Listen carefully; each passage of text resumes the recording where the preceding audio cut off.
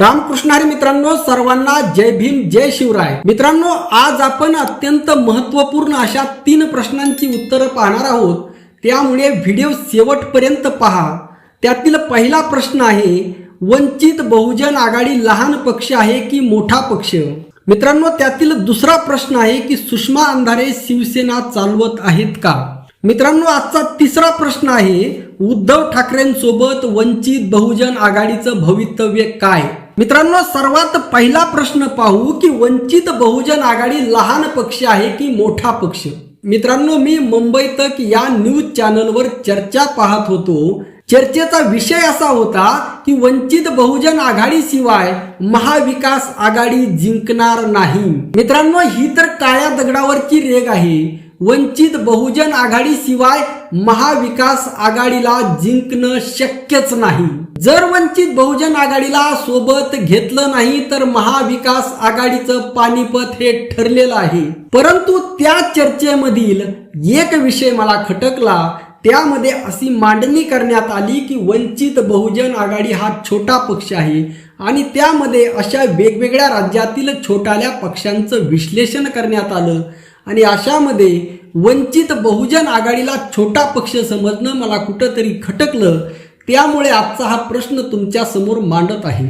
मित्रांनो, अनेक जण वंचित बहुजन आघाडीची किंमत यावरून करत आहेत की वंचित बहुजन आघाडीकडे किती आमदार आहेत किंवा किती खासदार आहेत. मित्रांनो, आज राज्यातील जे प्रमुख पक्ष आहेत त्यातील भारतीय जनता पार्टीचा विषय सोडून देऊ. इतर जे उर्वरित पक्ष आहेत, एकनाथ शिंदेंचा गट, उद्धव ठाकरेंचा गट, शरद पवारांचा गट, अजित पवारांचा गट आणि काँग्रेस, हे 5 पक्ष आणि वंचित बहुजन आघाडी यांच्याशी जर आज आपण तुलना केली तर वंचित बहुजन आघाडी या 5ही पक्षांपेक्षा मोठा पक्ष आहे. मित्रांनो, या 5 पक्षातील अनेक पक्षांना अनेक मतदारसंघामध्ये कार्यकर्ते सुद्धा नाहीत. परंतु वंचित बहुजन आघाडीकडे प्रत्येक मतदारसंघामध्ये, प्रत्येक जिल्ह्यामध्ये कार्यकर्ते आहेत. मित्रांनो, आता वंचित बहुजन आघाडीचं कुठं चुकतं, त्यांनी काय करायला हवं यावर मी अनेक व्हिडिओ बनवलेले आहेत. ते सर्वांनी पाहून घ्या.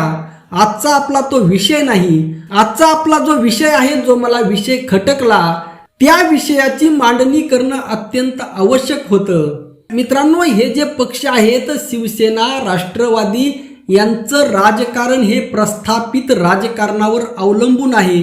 काही मतदारसंघामध्ये प्रस्थापित आमदार, खासदार यांच्या जीवावर यांचं राजकारण सुरू आहे. यांच्याकडे निश्चित अशी वोट बँकिंग वंचित सारखी नाही.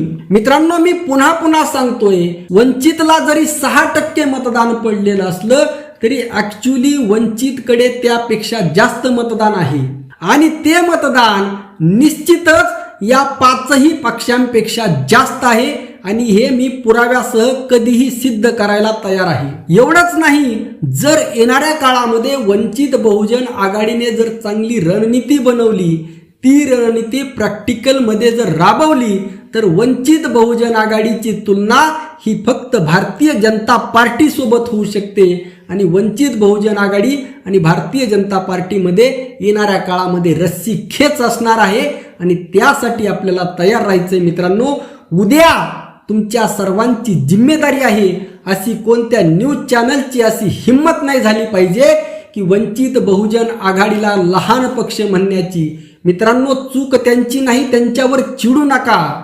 आपली ताकद ही दाखवून द्या. आपल्यातीलच अनेक लोक आपल्याला मतदान करत नाहीत हे सुद्धा लक्षात घ्या. किंवा इतर जाती धर्मामध्ये सुद्धा आपल्याला मानणारे अनेक लोक आहेत. आपण तिथपर्यंत पोहोचलेलो नाहीत हे सुद्धा लक्षात घ्या आणि आपल्याला ही सर्व कमी भरून काढायची आहे. आणि ती कशी काढायची यावर मी सेपरेट एक व्हिडिओ बनवून सांगणार आहे. तुर्तास आजच्या पुरतं एवढं लक्षात ठेवा की वंचित बहुजन आघाडी भाजप सोडता या 5ही पक्षांपेक्षा मोठा पक्ष आहे हे दाखवून आपल्याला द्यावं लागेल. मित्रांनो, आपला दुसरा विषय होता की सुषमा अंधारे शिवसेना चालवत आहेत का? मित्रांनो, आज मी बीडमध्ये गेलो होतो. बीडमध्ये कोर्टामध्ये माझं थोडं काम होतं आणि तिथं गेल्यानंतर एक शिवसेनाचे पदाधिकारी मला भेटले आणि त्यांच्याशी चर्चा केल्यानंतर असं लक्षात आलं की शिवसेनाचे बीड जिल्हा अध्यक्ष हे बदलण्यात आले आणि ते बदलण्यामागे सुषमा अंधारे यांची मोठी भूमिका होती. आता तो त्यांच्या पक्षातला अंतर्गत प्रश्न आहे, परंतु हा प्रश्न माझ्या जिल्ह्यातील असल्यामुळे मला त्यातील सर्व बारकावे माहीत आहेत. मित्रांनो, बीड मधील शिवसेनेचे जिल्हाध्यक्ष जे होते अनिल दादा जगताप यांची संपूर्ण मतदारसंघावर चांगली पकड आहे.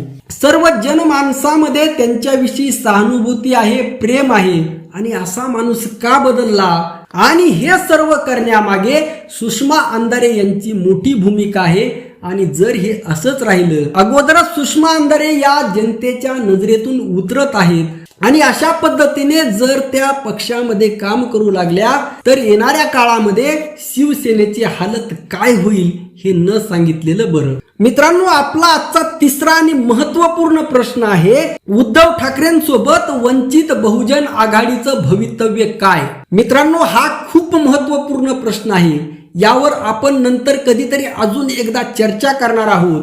तुर्तास आज चर्चा यामुळे कारण काल माननीय प्रकाश आंबेडकर साहेबांनी स्वतः सांगितलेलं आहे की आम्ही जागा वाटपाचा बॉल हा उद्धव ठाकरेंकडे टाकलेला आहे. मित्रांनो, उद्धव ठाकरेंचं जे मागच्या काही 1 वर्षात 1.5 वर्षात झालं त्या सर्वांचा जर आढावा घेतला तर उद्धव ठाकरे हे निर्णयक्षम व्यक्तिमत्व नाहीत. मित्रांनो, मी वारंवार सांगत आहे की ते चांगले आहेत, परंतु राजकारणामध्ये केवळ चांगलं असून चालत नाही.